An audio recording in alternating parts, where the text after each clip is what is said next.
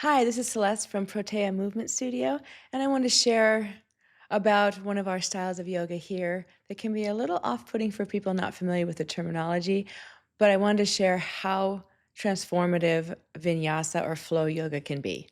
Last month we talked about Yin, our settling series, our format that checks in with your fight or flight response to slow that down. And we do more stretching, talking about the parasympathetic nervous system, exploring the edges of poses and softening around edges to get stretch for your body and relaxation for your nervous system. We're going to talk about vinyasa or flow, which is not necessarily the opposite of that, but just works on those pathways in a little different way.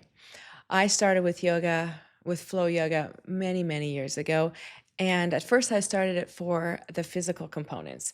It's a strength building workout. You get your heart rate up and strengthen your body from the ground up in all these different complex poses. It's good for your spine. I started yoga when I had a really bad back from scoliosis. I was not an athletic kid, and my back was pretty weak, especially where my spine curved.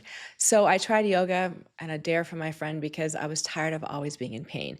And committed to it, and at first it was very hard because I had a weak spine, and you need a lot of skeletal support for your body to hold yourself upright. So when you have a curve in your spine, you have muscles to support it.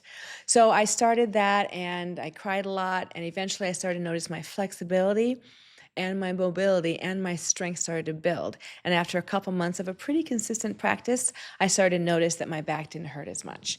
So that was a big aha moment for me. And then I started to realize the benefits of breath work and of the mental component, how we get stuck in our own thought processes and stuck in our own mind. And by concentrating on moving with breath, you start to kind of dismantle some of that mental chatter that gets stuck. So, vinyasa in its truest form really means breath connected to movement.